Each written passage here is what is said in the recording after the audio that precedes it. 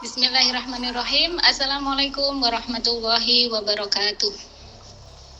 Innal hamdalillah nahmaduhu wa nasta'inuhu wa nastaghfiruh wa na'udzu billahi min syururi anfusina wa min sayyiati a'malina. May yahdihillahu fala mudhilla lahu wa may yudlil fala hadiyalah. Asyhadu an la ilaha illallah wahdahu la syarika lahu wa asyhadu anna Muhammadan 'abduhu wa rasuluh. Allahumma sholli wa sallim wa barik ala nabiyyina Muhammad wa ala alihi wa ashabihi ajma'in. Qala Allah Ta'ala fil Qur'anil Karim, a'udzu billahi minasyaitonir rajim. Bismillahirrahmanirrahim. Qul in kuntum tuhibbunallaha fattabi'uni yuhibbukumullahu wa yaghfir lakum dzunubakum. Wallahu ghafurur rahim. Shadaqallahul azim. Syukur alhamdulillah segala puji bagi Allah Subhanahu wa taala. Di kesempatan siang hari ini kita oleh Allah diizinkan untuk melanjutkan kanal kita, kajian online kita di pekan yang kedua, di Jumat yang kedua dari bulan Rabiul Awal 1447 Hijriah. Masya Allah ya teman-teman, satu minggu ada peristiwa apa aja yang telah terjadi pada diri kita semuanya. Bisa jadi apa yang terjadi kemarin sudah tertutup ya. Maksudnya hari ini kemarin kejadian apa sudah selesai, hilang dari ingatan. Kejadian lagi.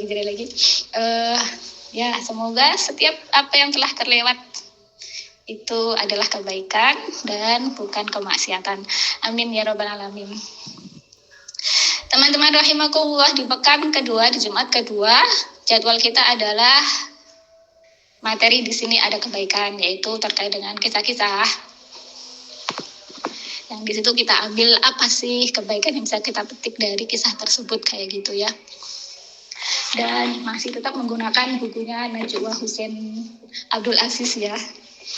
Dan kisah kali ini mengambil dari kisahnya Najwa Husain Abdul Aziz di halaman 44 teman-teman. Adapun nomor urutannya itu urutan yang ke-20 kalau di bukunya beliau kayak gitu. Nah, adapun judulnya di bukunya Najwa Husain Abdul Aziz ini adalah Sifat Sabar adalah Akhlak yang Paling Utama kayak gitu. Nah, kisah ini lumayan panjang teman-teman. Semoga nanti 30 menit ke depan cukup kayak gitu ya. Kisah ini saya ambil kok kayaknya pas gitu ya dengan momen saat ini yang kemarin ramai-ramai unjuk rasa di banyak kota di negeri ini kayak gitu ya.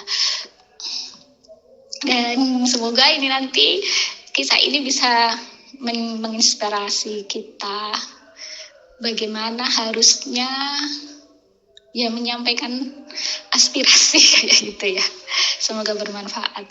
Amin ya rabbal alamin.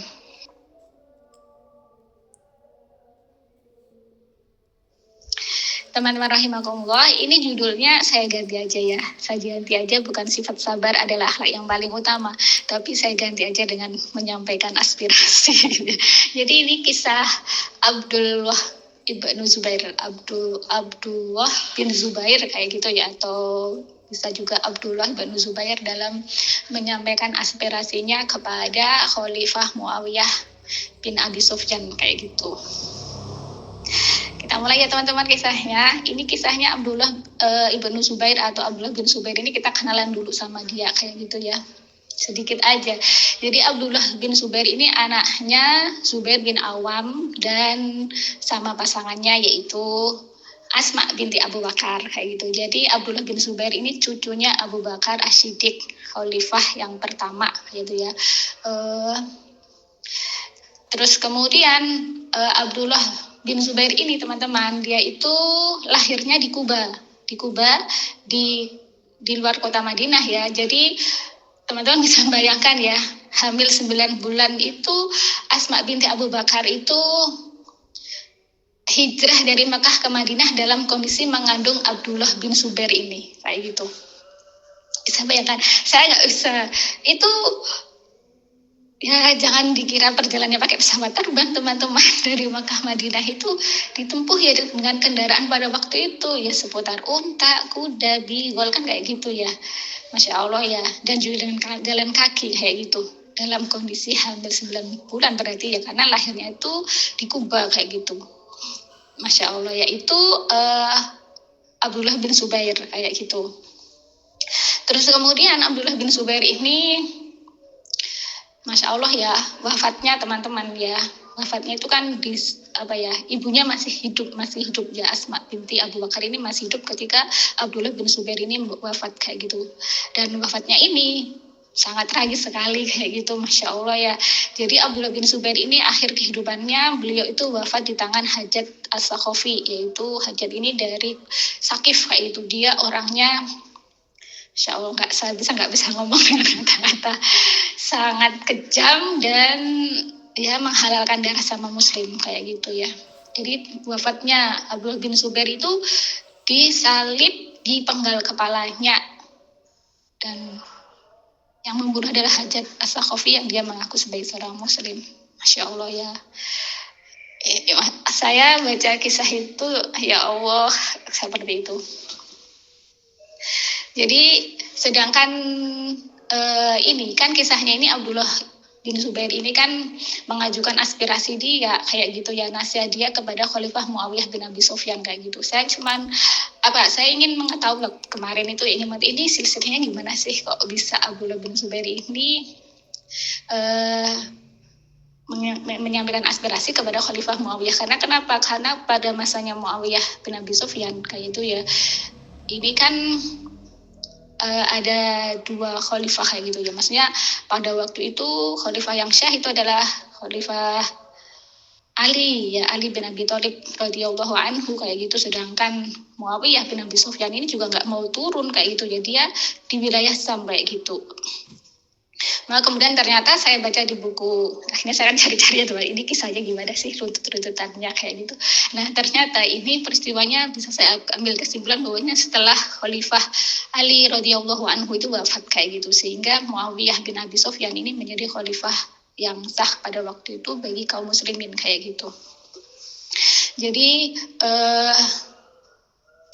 kisahnya Muawiyah bin Abi Sufyan ini sudah kenal ya, bin Abi Sufyan berarti Muawiyah ini adalah anaknya Abi Sufyan ini ya, suaminya Hindun bin Utbah binti Utbah yang dulu dalam perang Uhud ya, yang memakan itu jantungnya Hamzah pamannya Rasulullah SAW.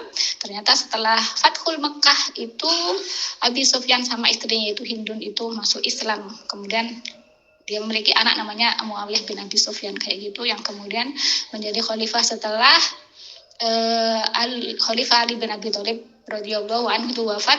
Setelah sebenarnya kaum muslimin ingin memilih anaknya Ali radhiyallahu anhu sebagai khalifahnya teman-teman, tapi kemudian Hasan memberikan kepada ini Muawiyah untuk kemudian menjadi khalifah kayak gitu, dengan perjanjian nanti setelah Khalifah Muawiyah wafat dikasihkan kepada Hasan kayak gitu. Tapi ya itu kisahnya beda lagi, nanti saya nggak cerita lagi bagaimana Abdullah bin Zubair mengajukan aspirasi kayak gitu. Saya baca kisah itu ya, Insya Allah ya begitu silsilah kekhilafahan Islam pada waktu itu, dan di situ masih banyak sekali sahabatnya Rasulullah SAW.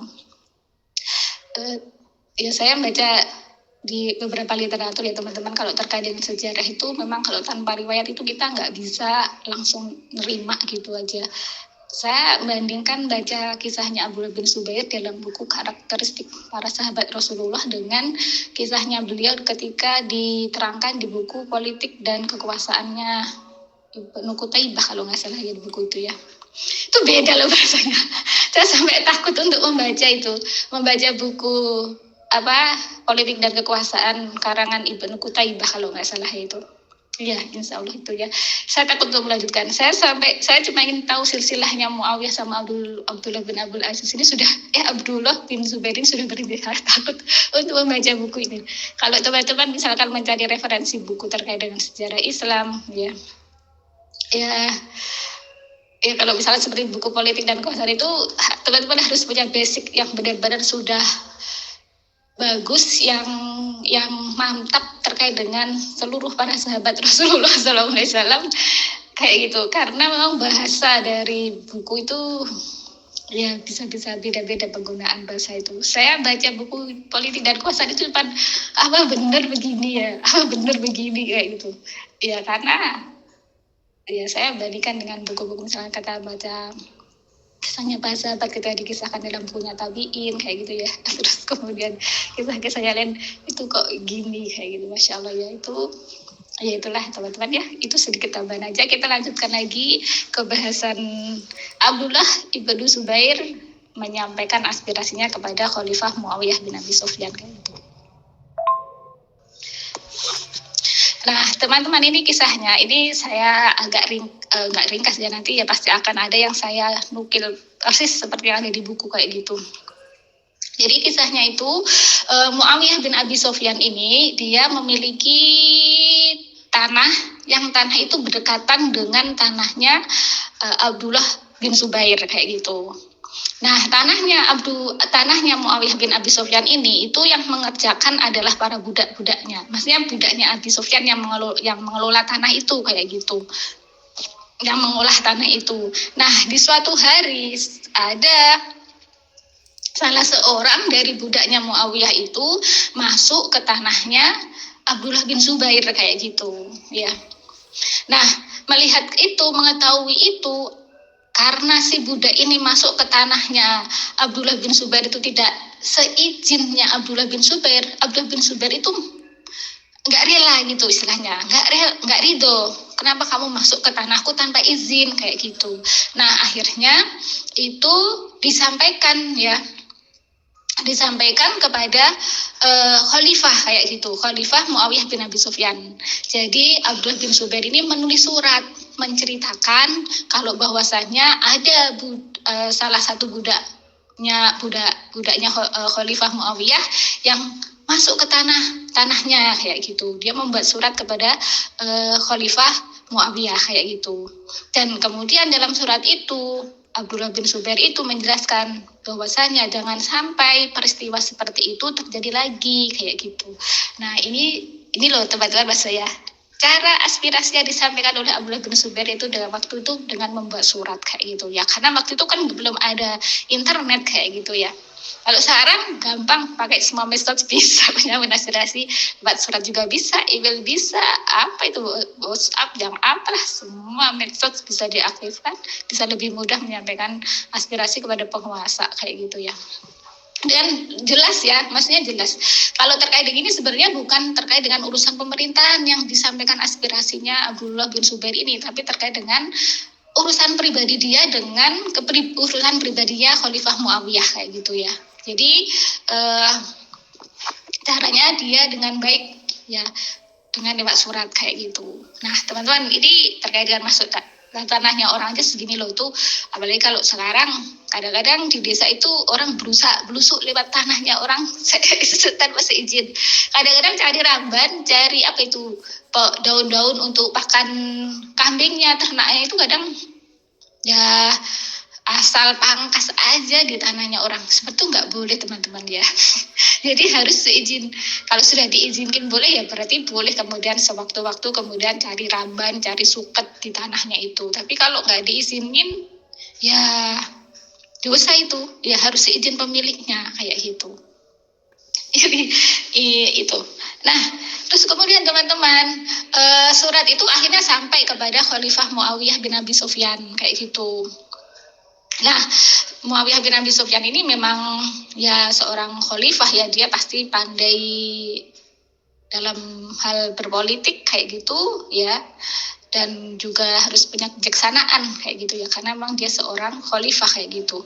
Terus kemudian si Muawiyah bin Abi Sufyan ini tadi setelah menerima surat dari Abdullah bin Zubair itu tidak hanya dibaca oleh beliau sendiri kayak gitu, tapi suratnya itu diberikan kepada Yazid bin Muawiyah, yaitu anaknya kayak gitu. Jadi memang belum sampai Muawiyah itu wafat, itu Muawiyah bin Abi Sufyan itu memang sudah bermaksud kayak gitu untuk menjadikan Yazid bin bin Muawiyah ini sebagai pengganti dia kayak gitu dalam memegang tampuk kekhilafahan pada waktu itu kayak gitu. Nah, teman-teman, di sini ya di bukunya Najib Husain Abdul Aziz ini diterangkan bahwasanya anaknya Muawiyah yang bernama Yazid bin Muawiyah itu dia itu memiliki sifat emosional, temperamental, serta tidak pernah memikirkan secara mendalam konsekuensi tindakan yang diambilnya kayak gitu. Dia itu ketika membaca suratnya dari Abdullah bin Zubair, dia itu langsung komentar, "Wahai ayahku, menurut pendapatku, kita siapkan saja tentara yang banyak untuk memerangi dan membinasakan Abdullah." Masya Allah, kayak gitu ya. Jadi ini cuma dari urusan masuk ke tanahnya orang tanpa izin. Kalau ya gini, bukti kalau kurang bijaksana dan terbukti bahwasanya memang emosional, temperamental kayak gitu ya. Dengan ucapannya itu. Dan ya ada lagi sisi-sisi yang tidak pas dari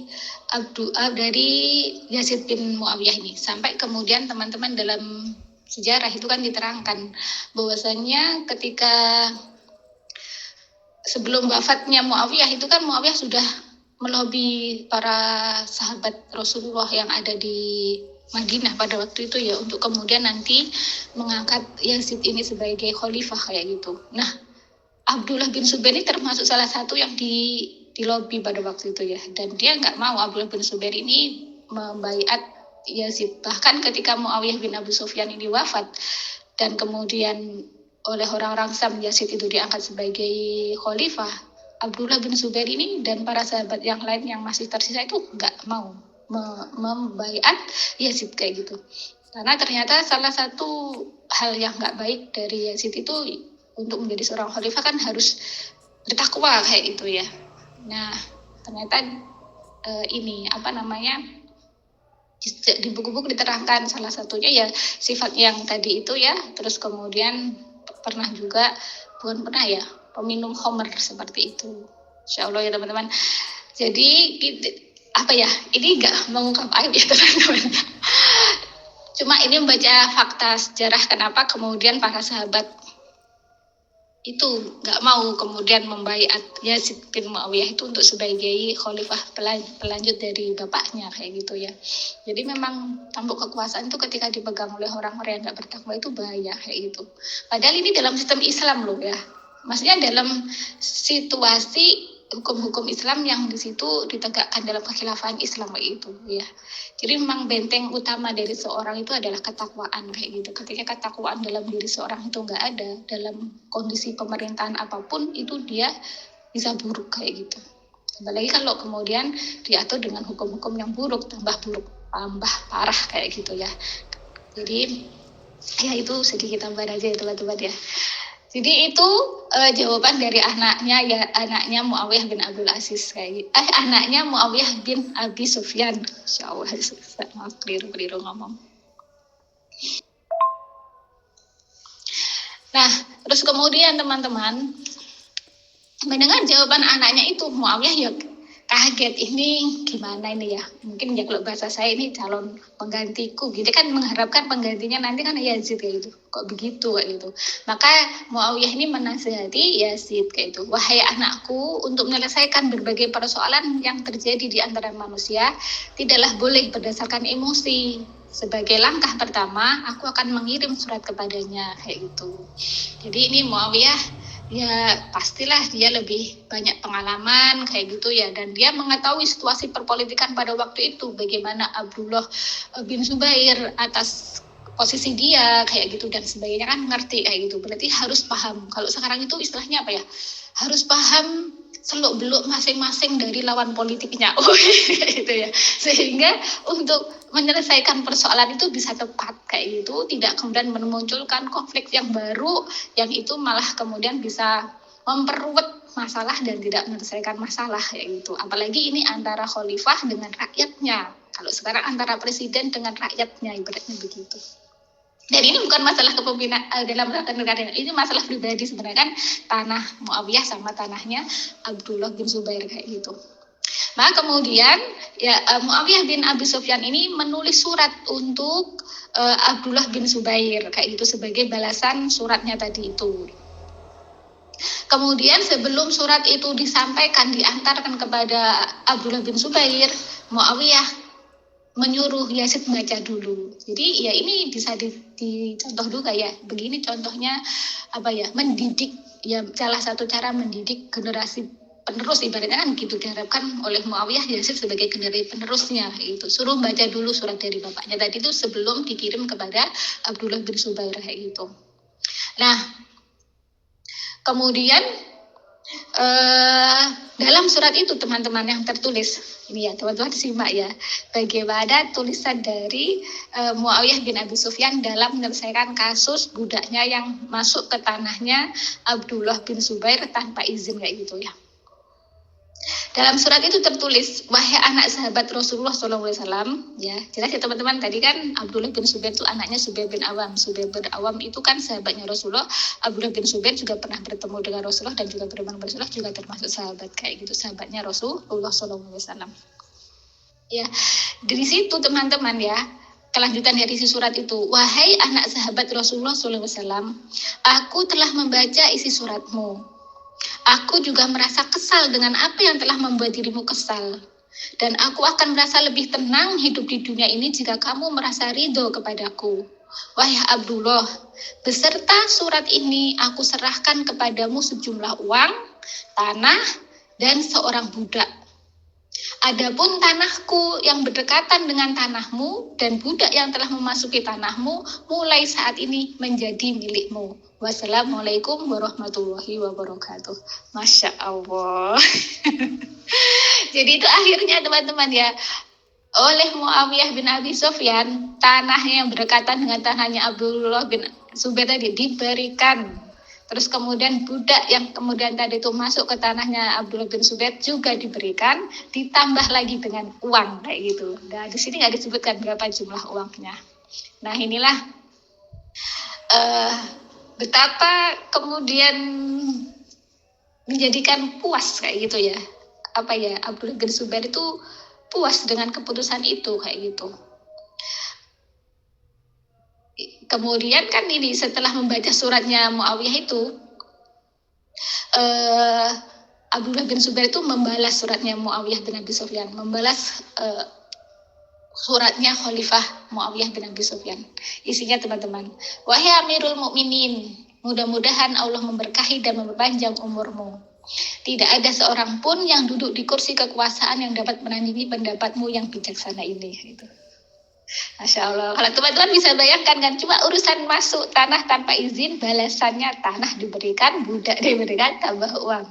Sudah puaskan itu, ridho, selesai persoalan dan tentu menjadi pahala yang banyak bagi Khalifah Muawiyah bin Abi Sufyan yang telah mensedekahkan tanahnya dan budaknya kepada Abdullah bin Zubair kayak gitu. Nah, kira-kira adakah penguasa yang ketika diprotes oleh rakyatnya, entah itu urusan pribadi atau urusan kenegaraan, yang kemudian bisa menjadikan rakyatnya kemudian puas, ridho, dan senang? Ya, teman-teman bisa berpikir sendiri ya. Ya. Nah, teman-teman, kemudian setelah surat balasan tadi itu yang dibuat oleh Abdullah bin Zubair yang menyatakan, ya enaknya ngomong keridoannya dia dan pujian dia kepada Amirul Mukminin Muawiyah bin Abi Sufyan, itu Yazid berkata kayak gitu,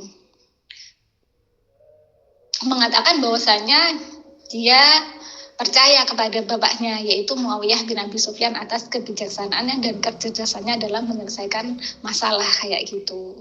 Terus kemudian pesannya Muawiyah kepada Yazid apa? Wahai anakku, jika kamu menemui persoalan seperti ini, maka selesaikanlah persoalan tersebut dengan cara yang sama. Itu, insya Allah, yaitu didikan seorang bapak kepada anaknya yang diharapkan anaknya ke depan itu menjadi seorang penerus kekhilafahan Yazid bin Muawiyah itu. Ya, nah demikian teman-teman kisah dari menyampaikan aspirasi dari Abdullah bin Zubair kepada Khalifah Muawiyah bin Abi Sufyan kayak gitu.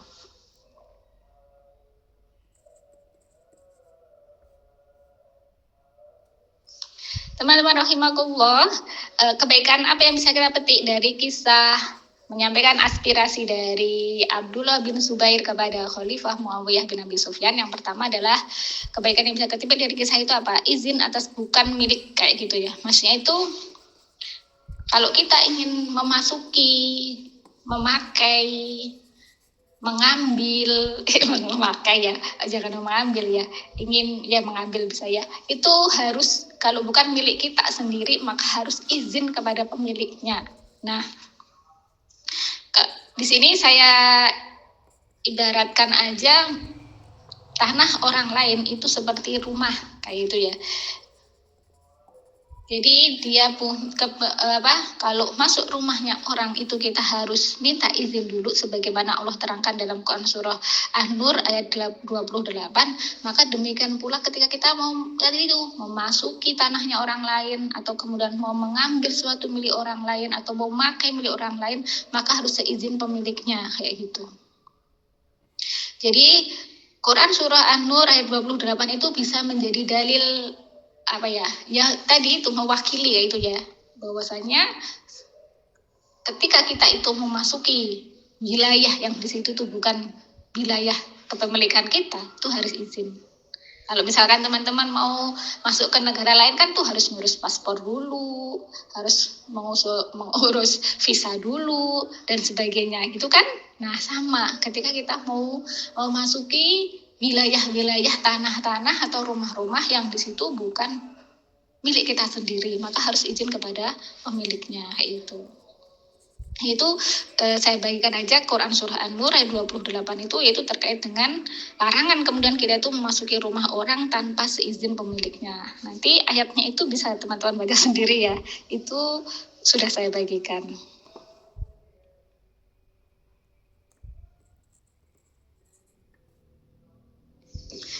Kemudian teman-teman rahimakumullah, pelajaran yang kedua apa? Kisah tadi itu mengajarkan untuk menyampaikan aspirasi sebagai bentuk nasihat menasehati teman-teman. Ya, ini penting teman-teman ya. Jadi menyampaikan aspirasi itu dalam rangka bentuk nasihat ya kalau itu kepada penguasa, kepada pengurus, pemimpin dan sebagainya, sebagai bentuk nasihat ya atas kekeliruan atau hal yang tidak sesuai dengan hukum. Itu menyampaikan aspirasi itu diniati sebagai nasihat ya. Ini beda teman-teman dengan kritik kayak gitu. Kalau sekarang kan kita ramai dengar suara kritik harus menerima kritik kayak gitu ya. Yang benar itu bukan terima kritik, terima nasihat. Kalau kritik itu nanti teman-teman bisa buka di KBBI aja, diartikan kritik itu kencaman, tanggapan kayak gitu ya, yang kadang-kadang diikuti dengan ya uraian kayak itu, baik buruk atas suatu pendapat ataupun yang lainnya kayak itu. Sedangkan nasihat itu nanti teman-teman bisa buka KBBI juga kayak gitu ya. Di situ nasihat itu makna itu beda dengan kritik ya. Dari nasihat itu petunjuk ya, peringatan yang baik kayak gitu, nasihat. Dan teman-teman yang dalam Islam itu yang diajarkan adalah nasihat menasihati, bukan kritik dan mengkritik kayak gitu. Jadi menyampaikan aspirasi ya itu diniatkan sebagai bentuk nasihat menasihati, memberi nasihat atas ketidaktepatan, kesesuaian kayak gitu dan ketidakbenaran kayak gitu. Jadi inilah yang diajarkan oleh Al-Quran sebagaimana Allah sebutkan dalam Quran surah Al-Asr ayat 1-3. Di situ Allah Subhanahu wa taala berfirman, A'udzubillahi minasyaitonirrajim. Bismillahirrahmanirrahim. Wal 'ashr. Innal insana lafi khusr. Illal ladzina amanu wa 'amilus solihati wa tawasaw bil haqqi wa tawasaw bis sabr. Shadaqallahul azim. Teman-teman rahimakumullah, di situ Allah berfirman diawali dulu dengan sumpahnya Allah menggunakan masa, wal asri, demi masa kayak gitu. Dan memang ya masa itu waktu kayak gitu. Kemudian Allah menjelaskan innal insana, sesungguhnya insana manusia lafi khusrin ya, dalam kerugian kayak gitu. Itu insana itu semua teman-teman. Jadi ayat ini itu yang disuruh oleh Allah itu al-insan di sini itu adalah semua manusia kayak gitu. Semua manusia itu oleh Allah dikatakan dalam kerugian kayak gitu. Jadi Kemudian keseluruhannya tadi itu maksudnya itu keseluruhan. Ya memang di situ ada alif lamnya, tapi alif lam itu menunjukkan makna ke semua manusia, yaitu semua manusia itu ya memakrifatkan yang berjenis manusia saja kayak gitu ya. Tapi kalau terkait dengan manusia yang mana, semua manusia kayak itu. Semua manusia itu oleh Allah dikatakan dalam kerugian. Kemudian keglobalannya tadi itu dikhususkan dengan ayat ketiga, yaitu illalladzi, kecuali orang-orang amanu yang beriman kayak gitu. Itu yang pertama. Berarti manusia yang kafir, ingkar, musyrik itu rugi kayak gitu. Kemudian yang berikutnya apa? Wa amilus solihati dan beramal soleh. Berarti kalau orang tidak beramal soleh, ngaku Islam tapi nggak mau beramal, rugi kayak gitu. Wa tawasau bil haqqi, dan saling menasehati dalam kebenaran. Dalam tafsirnya Ibnu Katsir, teman-teman ya. Ini ayat diterangkan menasehati dalam kebenaran itu yaitu amal ma'ruf nahi mungkar. Maksudnya itu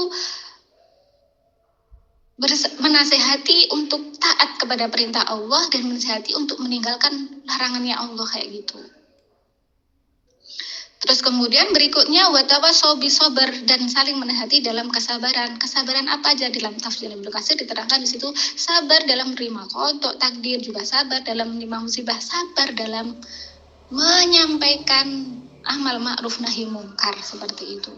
Ya, jadi teman-teman, ya inilah ajaran Al-Quran kayak gitu, terkait dengan menyampaikan aspirasi pendapat ke hadapan penguasa, pemimpin dan semua yang memimpin kita kayak gitu ya. Itu dalam rangka menasihati kepada yang benar kayak gitu. Bukan kemudian mengkritik dalam artian kecaman yang bertujuan sebenarnya mengkritik itu kan lebih condong konotasinya kepada apa? Menjatuhkan, menunjukkan keburukan, menjelekkan dan sebagainya. Akhirnya apa? Di alam demokrasi ini yang di situ di mana demokrasi itu salah satu ajarannya itu adalah kebebasan berbicara, itu ya di jalan-jalan pun mengungkap kayak gitu ya, ngomong, menyampaikan pendapat yang kadang itu kata-katanya itu kalau dalam Islam kan kul khairan auliyasmut, katakan yang baik atau diam. Kadang kalau dalam demokrasi nggak mengenal kul khairan auliyasmut kayak gitu ya. Jadi ya kalau demokrasi bebas mau ngomong apapun bebas. Makanya menyampaikan aspirasi pun di jalan-jalan begitu kayak gitu ya. Terus kemudian kata-katanya kadang-kadang juga nggak benar, nggak baik, kadang-kadang sampai membakar-bakar karena di ajarannya ini bukan mengajarkan menasehati, tapi mengajarkan tadi itu ya makanya kemudian saya sampaikan yang betul itu bukan memperbaiki demokrasi, yang betul itu memperbaiki pemahaman kita terhadap Al-Quran kayak gitu. Ini bukan masalah Islam atau enggak ya, negara ini kayak gitu ya.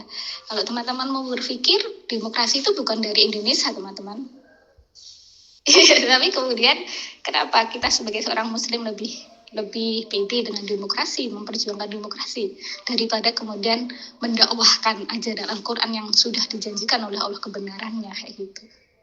Jadi ya mari kita perbaiki pemahaman kita dengan Al-Quran kayak gitu, sehingga ketika menyampaikan aspirasi pun juga benar. Kalau kita dulu pernah salah, semoga oleh Allah Subhanahu Wa Taala diampuni kesalahan kita tersebut.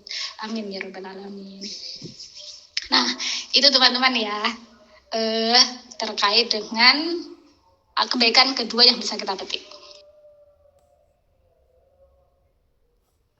Teman-teman rahimakumullah, kebaikan yang ketiga yang bisa kita petik dari apa yang dicontohkan oleh Khalifah Muawiyah bin Abi Sufyan terhadap Abdullah bin Zubair itu adalah di suratnya tadi itu yang memberikan tanahnya, kemudian budaknya dan menambahkan dengan uang, itu menunjukkan apa?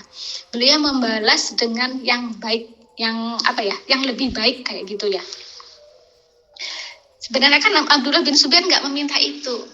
Mungkin Abdullah bin Zubair cuma mengharapkan ya jangan diulangi lagi, nasihatin itu budak-budakmu wahai khalifah kayak gitu, supaya tidak masuk ke tanahku lagi kayak gitu, dan menyampaikan maaf kayak gitu dari para budaknya yang telah meminta izin. Tapi kemudian kalau ternyata Khalifah Muawiyah itu memberikan contoh yang lebih baik dari itu semua kayak itu, beliau membalas dengan mungkin di luar dugaan kayak gitu dari Abdullah bin Zubair kalau akan diberikan tanah, uang sama budak kayak gitu. Dan ternyata memang teman-teman itu tuh di dalam Al-Qur'an sudah diajarkan kayak gitu ya, agar kemudian tidak terjadi seolah-olah ada perseteruan di antara dua orang yang sebenarnya ada problem. Itu tuh dalam Al-Qur'an itu sudah diajarkan caranya.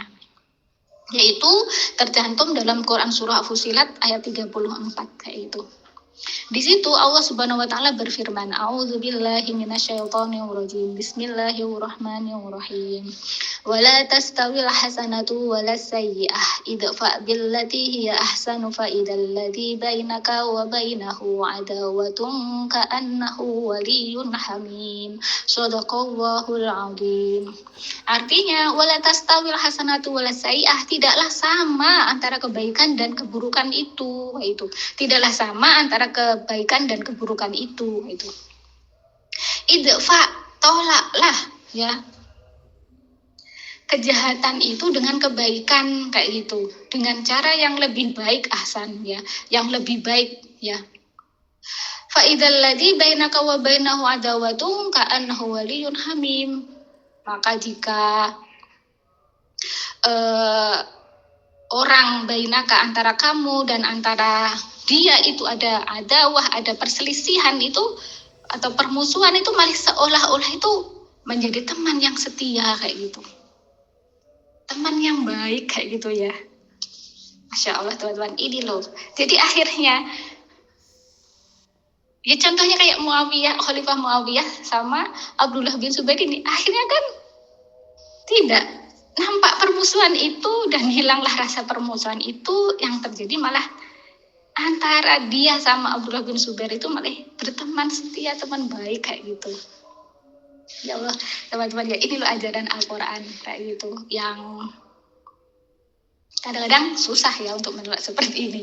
Karena kadang-kadang kalau kita disakiti pinginnya ya balas sama kayak gitu ya. Tapi dalam Quran surah An-Nahl 126 itu boleh, memang dibolehkan kita itu membalas ketika disakiti dengan hal yang sama, seimbang kayak gitu. Ketika dicubit ya balaslah dicubit, itu boleh. Tapi ketika kamu bersabar, semuanya itulah yang baik bagi orang-orang yang sabar kayak gitu. Nggak boleh berlebihan ya, kelebihannya itu kezaliman nanti malah kayak gitu.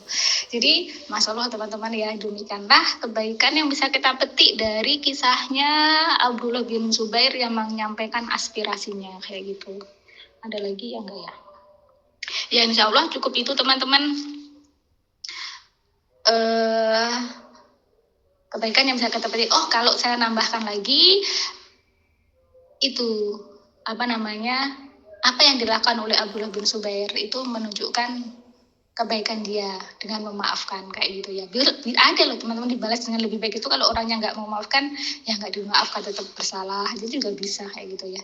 Nah itulah teman-teman yang bisa kita petik di antara pelajaran dari kisahnya Khalifah Muawiyah bin Abi Sufyan dan Abdullah bin Zubair kayak gitu. Nah semoga kisah ini menginspirasi teman-teman dan juga saya ya kayak gitu, ketika kita melihat suatu hal yang itu perlu disampaikan kepada atasan kita kayak gitu ya. Apakah atasan itu di keluarga ataukah kemudian sampai tataran negara kayak gitu. Bahwa saja dalam Islam itu adalah dalam rangka nasihat menasehati kayak gitu ya, untuk kemudian taat kepada Allah Subhanahu wa taala dan Rasulnya. Mari kita akhiri forum kajian online ini ya, forum online ini kayak gitu ya, dan baca istighfar 3 kali dan doa kafaratul majelis. Astagfirullahaladzim, astagfirullahaladzim, astagfirullahaladzim, subhanakallahumma wa bihamdika, asyhadu an la ilaha illa anta, astaghfiruka wa atubu ilaik.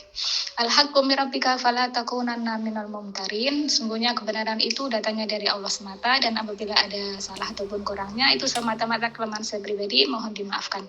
Dan akhirnya saya akhiri, wassalamualaikum warahmatullahi wabarakatuh.